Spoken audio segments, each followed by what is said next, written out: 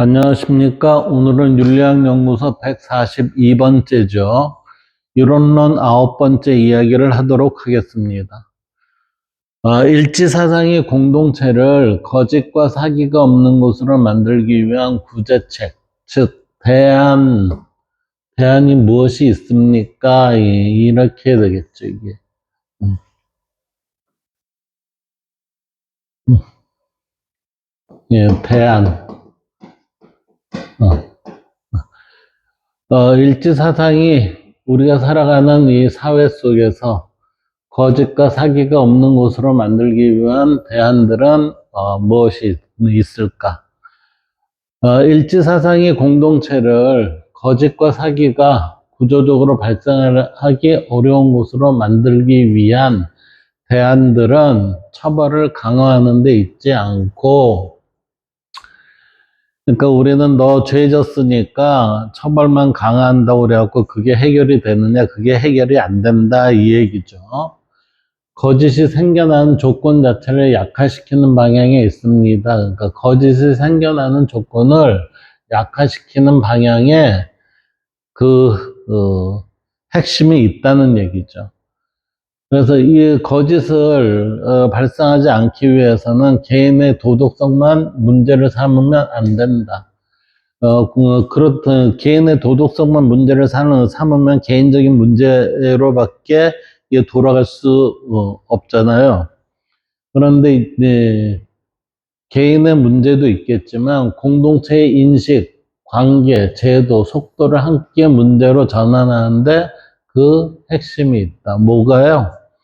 거짓과 사기를 줄이는 방법에 있어서는 공동체의 인식, 관계, 제도, 속도를 함께 문제로 전환할 때 이게 해결의 가능성이 있지 않겠느냐. 근데 왜 제가 거짓과 사기를 이렇게 얘기를 했을 것 같아요? 저는 도산 안창호 선생님을 되게 좋아를 해요. 근데 도산 선생님이 뭐라고 그랬냐면은, 거짓이 있는 공동체면 그 공동체는 기득권이 이익만 챙길 뿐이고, 그러다 보면은 그 공동체는 부패가 되고, 거기에 있는 백성과 서민, 국민들은 가난해질 수밖에 없습니다. 따라서 국력이 강해지려면 어떻게 해야 돼요? 거짓이 사라진 세계가 돼야 됩니다. 라고 해서 그분은 한일 합방이 원인도 기득권이 거짓에서 비롯됐다라고 이렇게 지금 생각을 하고 있었던 분이에요. 그래서 우리는 도산 선생은 그래서 죽을 때까지 거짓이라는 것을 하지 말아라라고 계속해서 교육을 했던 분이죠. 그래서 거짓은 상대를 위한 거짓말이다라고 해갖고 하얀 거짓말 아니요 그거 역시도 하지 말아라라고 하신 분이 도산 안창호 선생님이에요. 자, 이제 봅시다. 첫 번째, 거짓과 사기는 대부분 진리가 드러나지 않을 때 생깁니다. 예. 이 얘기는 뭘까요? 진리가 드러나지 않은 세상에서는, 거짓이 적당하게, 예, 횡행이 될 수 있어요. 이게, 예, 가능하다는 얘기죠. 그래서 사람들은 근원적 발음을 직접 맞이하지 못하고 외부의 성공 기준이나 이익 구조에 의존할수록 현재의 사실을 왜곡하거나 숨기게 됩니다. 자, 보세요. 외부의 성공 기준이 뭐죠? 우리는 한마디로 얘기하면은 자기 이익을 굉장히 많이 창출을 하는 방법입니다. 근데 이익 창출을 하는데 우리는 결리사회라고 그랬어요. 이익을 보면은 그게 올바른 것인가를 한번 생각을 해봐라 그러는데 그 생각 자체를 안 한다는 거지. 따라서 우리는 성공의 기준이나 이익 구조에 의존할수록 이건 결국은 뭐냐면은 돈과 성공이라는 이 권력이죠. 권력에 의존할수록 현재의 사실을 왜곡하거나 숨기게 됩니다. 그러니까 정직하지 못하게 된다는 얘기지. 이러한 부분에 있어서 일지사상은 이 지점에서 출발하여 공동체가 다시 빛을 인식하고 밝음으로 드러나며 진리를 구현하여 이치가 바람직한 관계 설정이란 안정적 구조를 지켜나가고 우리의 본성대로 발음의 질서를 실천하여 발음에 대한 책임을 지며 멈춤에서 발현되는 지혜를 가지고 스스로 점검하며 그러니까 성찰 및 반성이죠. 스스로 성찰 및 반성을 하며 발음에서 벗어난 것이 있다면 그것들을 발음으로 다시 회복하거나 발음의 흐름으로 나아가도록 작동되도록 지속적으로 노력을 해야 합니다. 끊임없이 자기 자신을 성찰하고 반성을 해야 된다는 거죠. 이 얘기는 뭐냐면은 성성하게라는 얘기예요. 성성하게라는 얘기는 이거라고 그랬어요. 그래서 성성하게 이 얘기는 뭐냐면은 항시 깨어 있으세요. 이 얘기예요. 깨어 있으세요. 항시 깨어 있는 상태에 너 자신을 보여주세요라는 이 얘기입니다. 그러니까 지금 여섯 문장의 글은 결국은 뭐냐면 너 깨어 있니?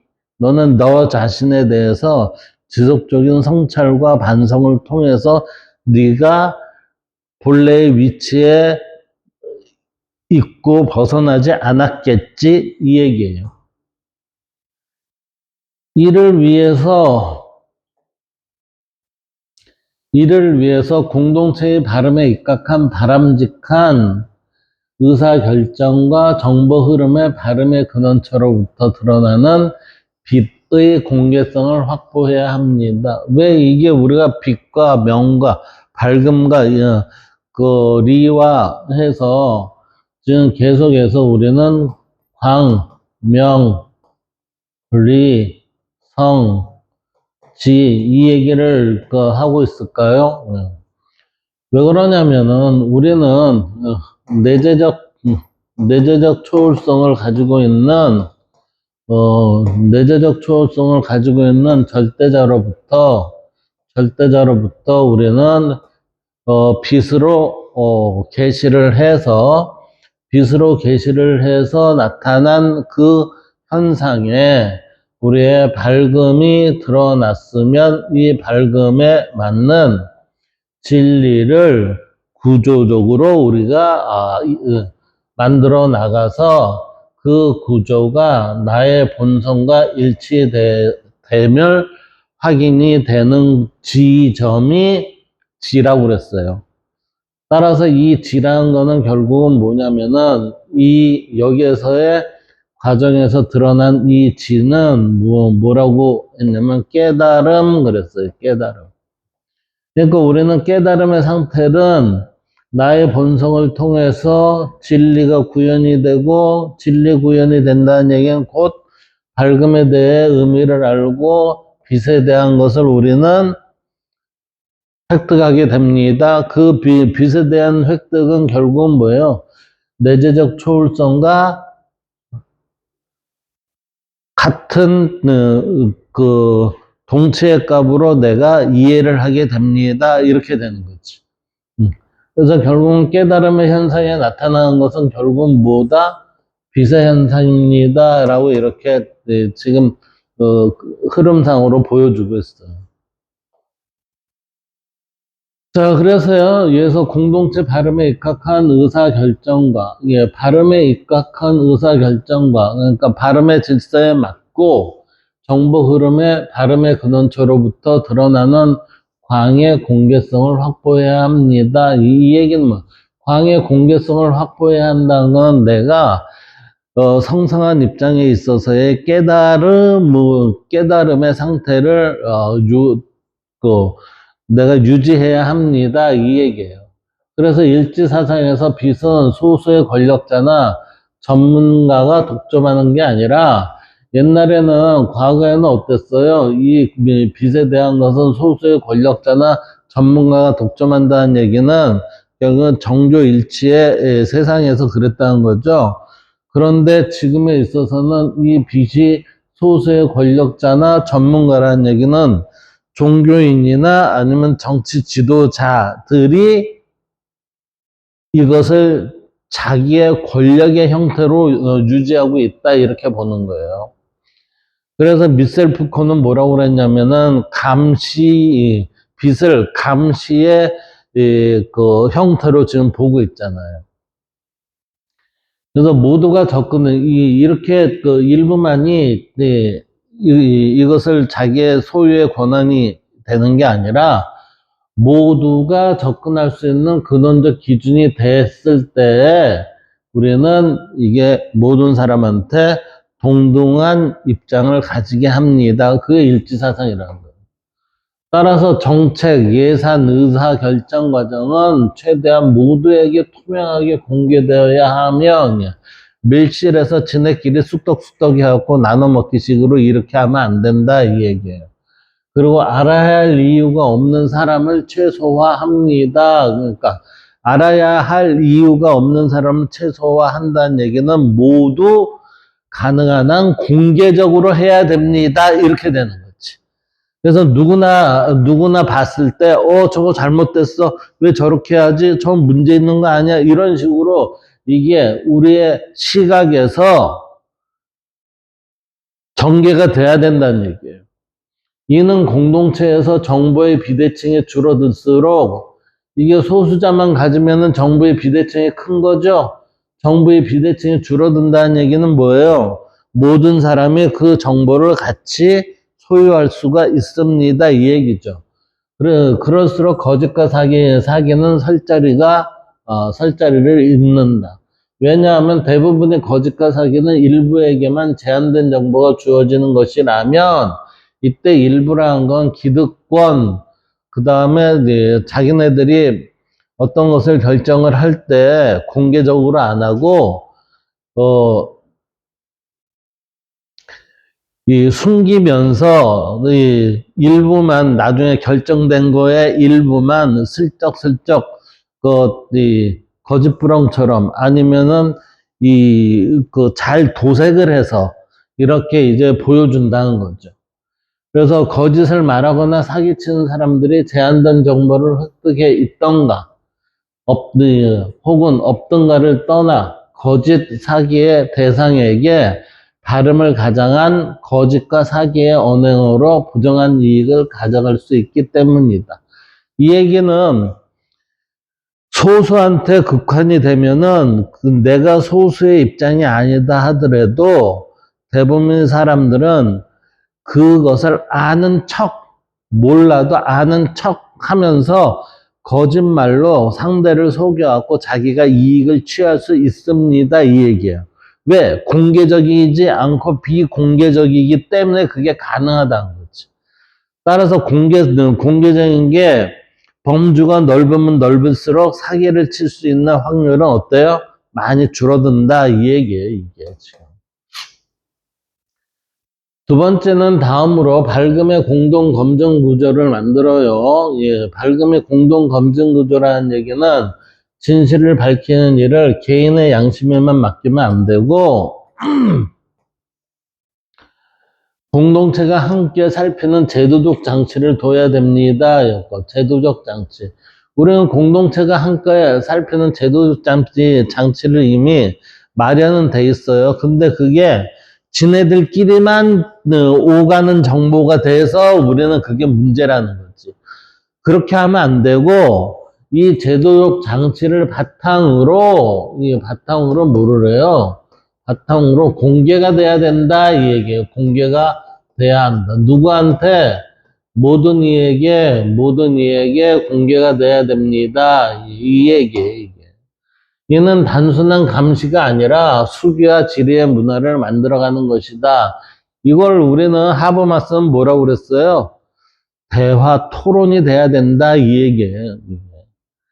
토론이 되지 않는 상황에서는 이게 우리한테 공개가 잘 안 되거든요. 그러니까 그런 걸 알려주는 문화가 많이 득세를 해야 됩니다. 그 얘기는 뭐예요? 수기와 지리의 문화를 만들어가는 것이다. 대화, 토론 이러한 것들이 우리가 누구든지 던지고 들을 수 있어야 합니다. 이 얘기예요. 이 결정은 무엇을 밝히고 무엇을 가리고 있는가? 대신에 잘못이 드러나면 그 잘못에 대한 책임은 져야죠. 거짓말과 사기를 쳐놓고 나서 우리는 언론의 입장에서 알 권리 차원에 우리는 이렇게 전했다. 그러면 안 되지. 예. 알 권리 차원은 알 권리 차원이고 사실인지 거짓인지 분명하게 잘 파악을 해서 사실을 전달을 해야 되는데 거짓을 구성을 해서 그것을 전달한다는 거는 더더욱 공동체를 혼란에 몰아넣기 위한 하나의 작업이에요, 작업. 그러면 안 되는 거예요. 그래서 이러한 결정은 무엇을 밝히고 무엇을 가리고 있는가? 이 설명은 누구에게 불리한가라는 질문이 제도적으로 항시 허용되고 보호될 때 거짓은 빠르게 드러납니다.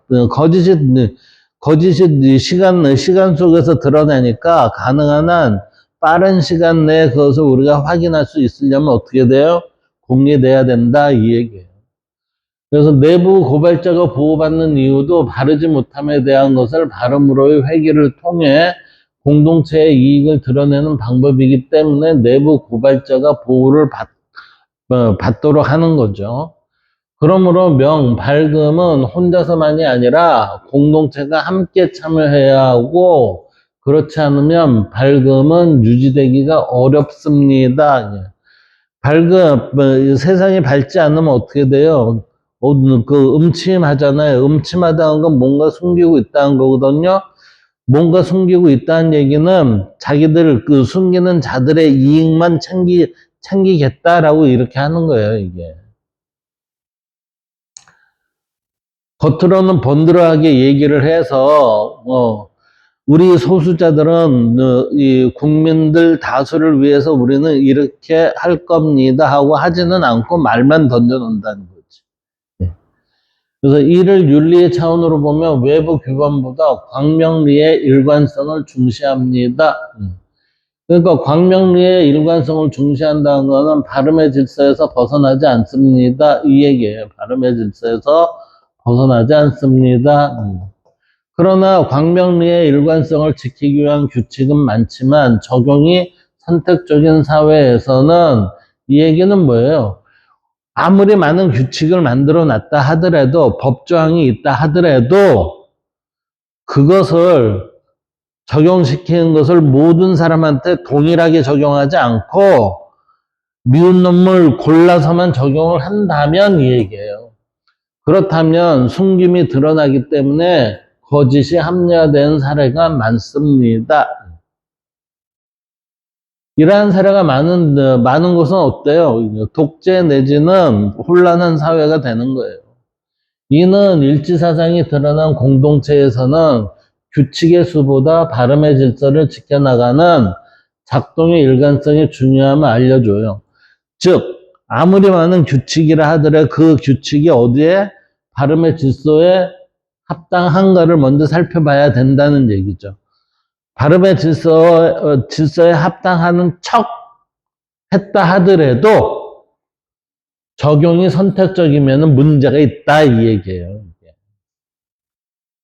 이와 같은 공동체 상황에선 반드시 같은 기준이 적용된다는 신뢰가 형성되면 편법과 거짓 그리고 속임수는 이득이 아니라 리스크가 되기 때문에 이때 윤리는 명령이 아니라 예측 가능성으로 작동을 합니다. 그러니까 이러한 차원에서 있어서 우리가 뭔가 잘못됐습니다. 거짓과 사기에 그러한 게 드러났습니다 하면은 엄청난 리스크를 가해줘야 된다라고 하는 거예요, 이게. 네 번째, 인간 이해 측면에서는 본성에 대한 신뢰를 회복하죠. 즉, 이 본성에 대한 신뢰를 회복한다는 거는 발음의 질서를 우리가 지키는 것입니다. 예, 지키는 것입니다. 이렇게 되죠.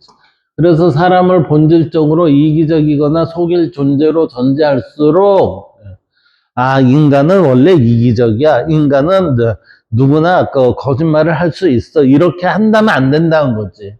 이렇게 할수록 그렇게 하는 사회일수록 공동체는 통제와 감시를 강화하게 되고 이는 오히려 더 교묘한 거짓을 낳게 됩니다. 그러니까 걸리지 않게끔 교묘한 형태의 수법이 진화된 수법이 점점 드러난다 이 얘기지. 그래서 일지사상은 인간의 본래 발음과 연결된 존재라는 전제에서 본래의 발음이라는 건 발음의 질서에 맞는 거죠. 전제에서 출발한다. 이는 낙관이 아니라 책임이 전제입니다. 그래서 이 책임이 전제된다는 것은 자기가 말과 행동을 던진 거에 대해서는 그 실수입니다가 아니라 내가 책임을 짓게라고 하면서 말과 행동이 드러나와야 된다는 얘기죠. 나는 상관이 없어요. 본인이 해놓고 나서 본인의 말과 행동을 해놓고 나서 제가 잘못한 게 아니라 쟤 때문에 그랬어요. 그렇게 표현이 되면 안 된다는 거죠. 내가 한 행동과 내가 한 말에 대해서는 네가 책임을 져라. 네가 한 언론의 입장에서 언론이 글로 표현된 거에 있어서는 너희들이 그것에 책임을 질 줄 알아야 된다라는 그 책임이 굉장히 중요한 전제가 된다 이 얘기예요. 만약 이 책임이 전제가 되지 않으면 누구나 찌끄러 놓고서 난 상관이 없어요 이렇게 얘기할 수 있다는 거지. 그래서 신뢰받는 사람은 자신의 행위가 공동체의 밝음을 흐릴 수 있다는 자각을 더 강하게 느끼기 때문에 거짓과 사기를 멀리한다는 거예요. 그러므로 본성을 따른다는 것은 발음의 질서를 지켜나가는 것이라고 할 수 있다. 자, 마지막으로 가장 중요한 구제책, 대안은 멈춤의 제도화예요. 현실에서 거짓과 사기는 대부분 속도에서 발생합니다. 이 속도라는 건 뭐죠? 우리의 현실에 있어서 빨리빨리라는 게 우리의 장점이기도 하지만 빨리빨리라는 게 우리가 눈속임을 만들 수 있는 그러한 형태이기도 합니다라는 얘기예요, 이게. 이때의 속도란 평소 자신의 노력과 성실성을 바탕으로 쌓아가는 게 아니라 오로지 쉽고 빠르게 자신만의 혹은 자신들만의 이익을 추구하려는 결과를 가져가는 곳에서 발생을 하게 됩니다. 이렇게. 이러한 속도감 있는 이익을 가져오기 위해 진행되고 있는 성과에 대한 압박, 마감, 경쟁, 즉각적 보상 구조는 발음의 질서에 일치하는 사실 확인과 성찰을 생략하게 만들기도 합니다. 이 얘기예요. 그러나 일지사상에 의한 공동체라면 중요한 결정 앞에서 반드시 결리 사이에 관점을 살펴보려는 멈춤의 장치를 둘 수밖에 없다. 여기서 말하는 멈춤의 장치란 재검토 기간, 수기의 기간, 윤리검토 단계, 이러한 것들이 단순한 절차가 아니라 공동체가 스스로를 속이지 않기 위한 멈춤이 돼야 합니다. 이 얘기지.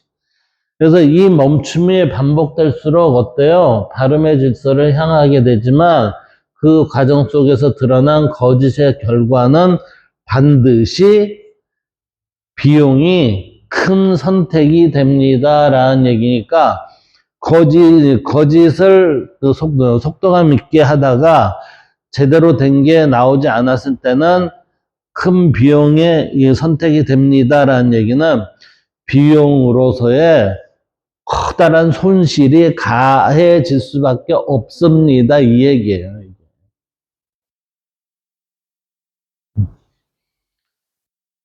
자, 종합하면 일지사상의 구제책, 대안은 거짓을 벌하라가 아니라 거짓이 이득이 되지 않는 구조를 만들라는 데 있습니다. 그래서 빛은 숨겨지지 않고 밝음은 함께 밝히며 진리는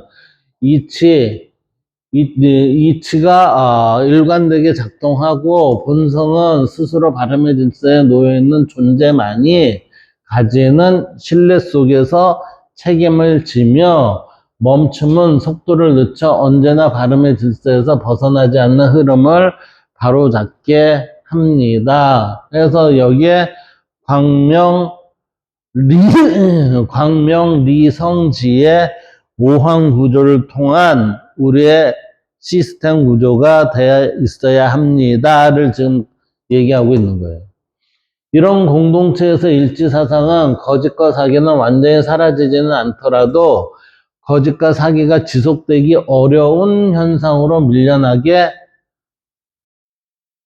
된다는 거죠. 그래서 이러한 공동체는 언제나 바람의 질서 위에 놓이려는 집단으로서 지속적인 성찰과 반성을 해 나가게 될 것이다. 그리하여 어떻게 해요? 우리는 성성한 자신의 모습을 지켜나가야 합니다.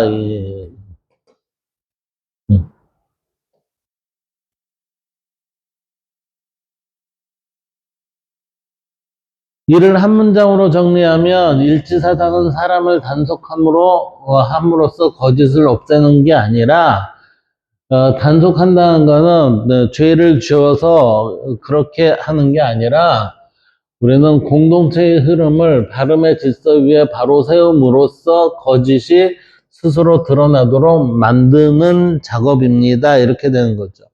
따라서 공동체의 흐름을 바름의 질서에 놓이기 위해서는 우리는 광명리성지라는 이 선험적 오황 구조가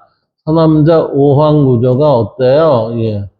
구조가 공동체에서 실현이 돼야 됩니다. 공동체에 실현이 돼야 됩니다. 그러면 공동체에 실현되기 위해서는 공동체의 흐름을 바름의 질서 위에 바로 세우기 위한 구체적인 대안을 찾아보면 다음과 같이 설명이 됩니다. 공동체 흐름을 바름의 질서 위에 바로 세우기 위한 대안은 개인의 도덕성을 단속하거나 처벌을 가하는 방식이 아니라 거짓과 사기가 자연스럽게 드러나고 오래 지속될 수 없도록 공동체의 작동 방식을 근본에서 전환하는 데 있습니다.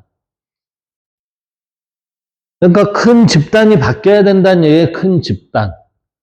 큰 집단이 바뀌면 내가 바뀌게 돼요. 근데 내가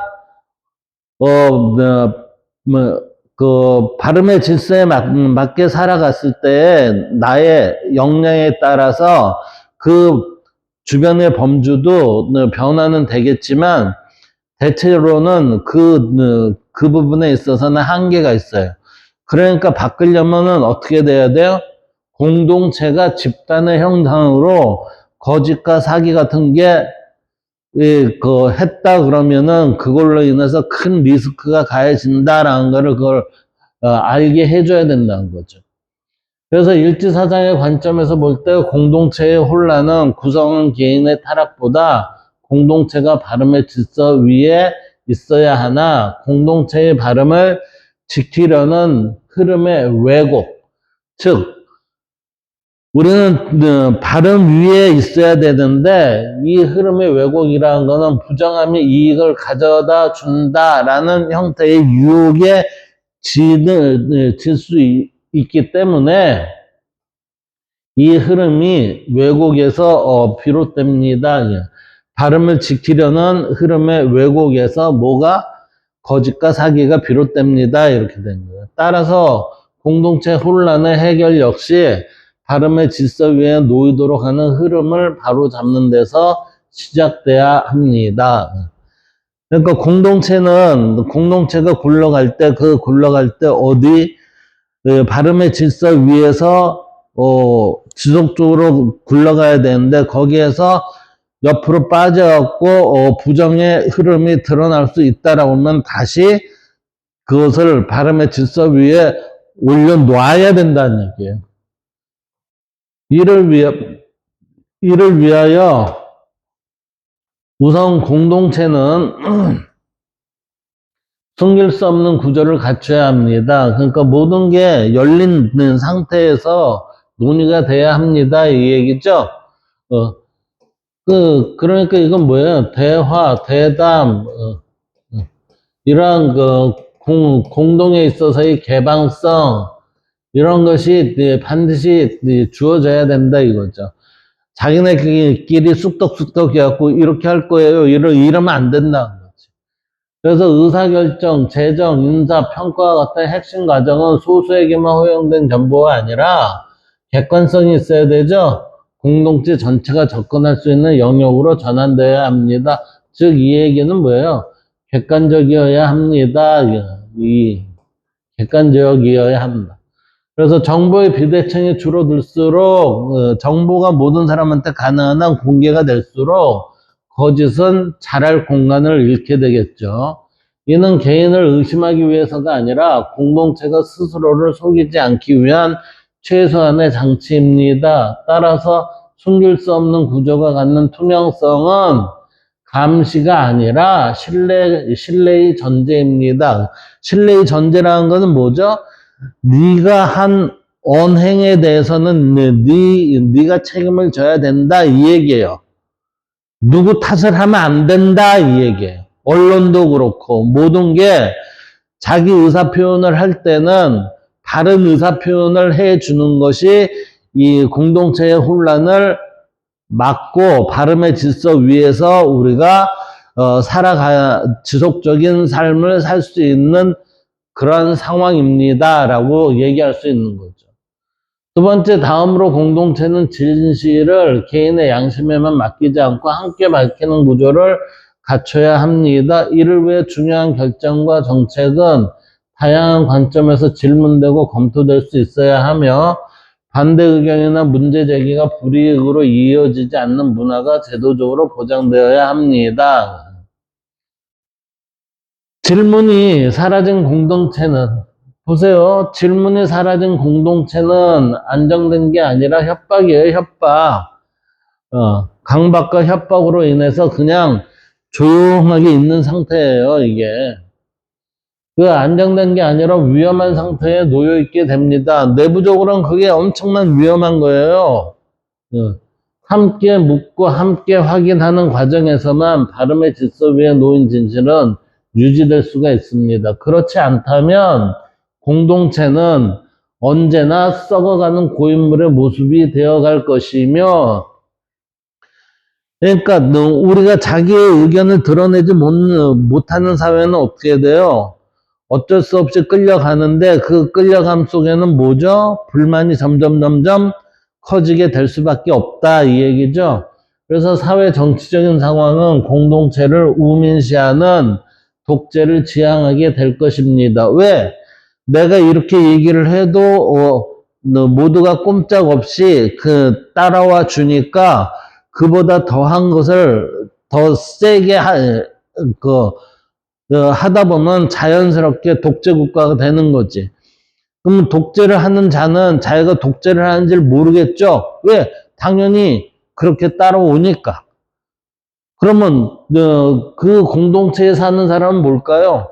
더러운 오물 속에서 살아가면서 오물은 먹고 있지만 내 생명이 보존되어 있으니까 그냥 그 오물 속에서 들이지고 있는 거예요, 이게. 이게 현대사회의 아주 모순적이고 잘못된 부분인데 그런 것을 하려면 뭐를 해야 돼요? 개선이 돼야 되죠? 개선을 하려면 누가 움직여야 돼요? 당하는 사람이 움직여야지. 당하는 사람. 당하는 사람은 누구예요? 기득권을 제외한 자잖아요. 기득권 제외한 나머지들. 그 누구예요? 국민, 서민 이렇게 됐지. 이들이 개선을 해야 되는 거예요, 이게. 근데 아무렇지도 않고 그냥 살아간다면은 얘네들은 당연히 내가 이렇게 하면 이렇게 되는구나 하면서 이렇게 살아간다는 거지. 그러한 역사는 항상 국민과 백성은 굉장히 힘들게 살았고 일부 기득권만 아주 득세를 하면서 살아왔죠. 그게 고쳐져야 된다는 거예요. 공동체에 드러나는 규칙과 제도의 측면에서 수를 늘리는 것보다 우리가 법조항을 늘린다고 그래갖고 그게 뭐 잡혀요? 안 되잖아요, 이게. 일관성을 확보하는 것이 매우 중요하다. 이 일관성을 확보하는 게 중요하다는 얘기는 뭐냐면은, 발음의 질서가 모든 사람한테 적용이 될 수 있는 그러한 선택적으로 선별적으로 하는 게 아니라 모두에게 동일한 형태에서의 적용이 돼야 됩니다라는 얘기예요. 그래서 또한 동일한 규칙이지만 상황에 따라 다르게 적용되거나 예외가 반복되면 거짓과 편법은 합리적인 선택이 되겠죠. 예. 이러한 불합리가 합리로 보일 때 공동체는 혼란을 야기하게 됩니다. 이러한 공동체를 뭐라고 그래요? 부정부패가 만연한 곳 그러잖아요. 부정부패가 만연된 곳 이렇게 얘기하잖아요. 지금 부정부패가 만연된 것은 선진국보다 후진국이 더 크죠? 왜? 협박과 겁을 줘갖고 그 서민과 국민들이 백성들이 꼼짝 못하게끔 지금 해놓으니까 그런 거예요. 그럼 국민들 스스로도 문제가 있지만 지도층들도 굉장히 문제가 있는 사람들이 지도층을 하고 있다는 거지. 그러므로 공동체는 같은 상황에는 같은 기준이 적용된다는 신뢰를 쌓아야 하며 처벌의 강도보다 적용의 예측 가능성을 우선해야 합니다. 제가 알기로는 이태리인가 스위스인가 거기에서는 그 교통 위반을 하면 자기의 재산에 있어서의 0.000 몇 프로를 벌과금을 내야 된다라는 그런 규칙이 있대요. 그러니까 일반 서민이 걸리면은 뭐 우리의 현실을 얘기하면 한 몇만 원 이렇게 되겠지만 재산이 많은 사람이 걸리면은 뭐 1억 2천도 내고 뭐 이런 형태가 된다고 그러더라고요. 이게 모두가 어떻게 보면 그게 동등한 형태에 있어서의 현재 가지고 있는 형태에 있어서의 동등한 것을 가격이 아니라 비율로 매기는 게 그게 맞지 않을까 그 생각을 한번 해봅니다. 이때 윤리는 강제력이 아니라 안정된 질서로 작동을 하죠. 그래서 각자가 타율적인 법보다 자율적인 도덕성을 우선시하는 공동체 사회를 만들어 가게 됨을 알 수 있습니다. 그러니까 우리는 타율적인 사회가 아니라 자율적인 사회가 됐을 때 우리가 진정으로 공동체의 바른 질서를 지킬 수 있어요. 타율적인 형태로 했을 때는 어떻게 돼요? 타율적인 제재만 벗어나면은 나는 상관이 없어. 이렇게 되죠. 그러니까 그거는 망이 작아요. 근데 도덕이라는 건 어때요? 망이 크죠? 그래서 제대로 돌아가는 공동체의 사회라는 얘기는 자율적인 도덕성이 이게 상당히 높은 비중을 차지하고 있는 사회다라고 이렇게 생각을 해야 돼요. 네 번째, 사람에 대한 이해 역시 전환되어야 합니다. 공동체는 구성원을 본질적으로 속일 존재로 전제하기보다 이 얘기는 뭐냐면 우민이라는 얘기예요. 모든 백성은 우민해요. 개, 돼지 같아요. 이렇게 본다는 얘기지. 그렇게 보면 안 된다는 얘기예요. 발음에 응답할 수 있는 존재로 신뢰를 해야 합니다. 이러한 신뢰는 방임이 아니라 모두가 자신이 책임져야 할 결과에서 비롯되어지는 책임의 조건입니다. 만약 거짓의 내용을 발표를 했다면은 그 발표한 그 부서와 책임자는 책임지고 물러나야 되죠. 아니면 자기가 반성을 하고 잘못에 대한 시인을 해서 그거를 개선을 하는 사람은 개선을 해 나가야 거다. 그러니까 책임의 조건이 굉장히 중요하다는 거예요. 그러므로 자신의 행동이 공동체 전체의 흐름에 영향을 미친다는 인식이 자리 잡을 때 사람들은 거짓으로 이익을 얻기보다 스스로를 바로잡는 길을 선택하게 됩니다. 의도적이지 않는 실수와 고의적 사기를 구분하고, 이때 의도적이지 않는 실수는 학습의 계기가 되겠지만, 의도적 실수라는 것은 이 학습의 계기로 삼는 문화가 되어야 하지만, 의도적인 실수와 고의적 사기는 처벌과 교정을 통해 스스로 바름의 질서로의 전환을 뒷받침해야 합니다. 그러니까 의도적인 실수와 고의적인 사기라는 거는 처벌을 주기도 하고 교정도 해야 되는데, 이때 리스크를 어때요? 보다 크게 줘야 된다. 이렇게 되는 거죠. 마지막으로 공동체에는 반드시 멈출 수 있는 멈춤의 장치가 필요합니다. 거짓과 사기는 대부분 속도와 압박 속에서 발생을 해요.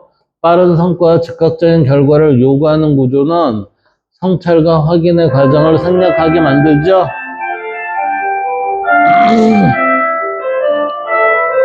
그래서 중요한 결정 앞에서 수기와 재검토를 위한 시간을 확보하고, 때로는 의도적으로 속도를 늦출 수 있는 멈춤의 장치가 있어야 합니다.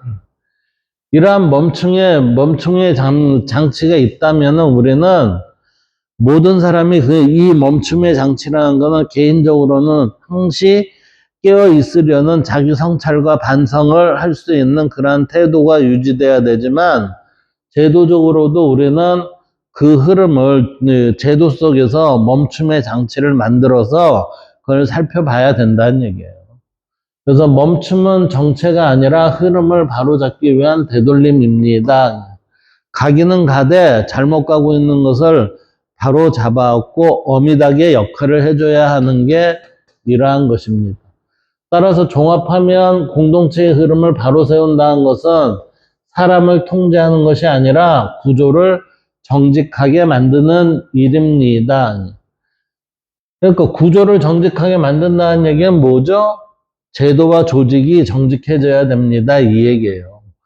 그리고 숨길 수 없게 하고 함께 묻고 일관되게 적용하며 신뢰로 책임지게 하고, 반드시 바름의 질서 위에 머무름을 위해 멈출 수 있게 할 때 거짓과 사기는 공동체의 중심이 아니라 공동체 주변으로 물러나게 되죠. 공동체 주변으로 물러나게 되면은 완전히 소외계층이 되잖아요. 그러면은 주변인이 되니까 거기에서 벗어나기 위해서도 가운데로 중간으로 들어오기 위해서 거짓과 사기는 없어지게 됩니다. 이러한 전환 속에서 공동체는 완벽해지기보다 스스로를 바로잡을 수 있는 힘을 개인과 공동체 모두가 갖추게 되며, 이러한 바로잡는 힘이 공동체 전반에 퍼져 나갈 때 이것이 일지사상이 제시하는 가장 현실적인 구제의 길입니다. 자, 그렇다면 지금 이 내용 종합하면 이렇게 보면 이 내용이 사실은 뭐예요? 교육의 내용이 돼야 된다. 이렇게 되었지. 교육의 내용이 돼야 된다. 자, 오늘은 여기까지 마치도록 하겠습니다. 감사합니다.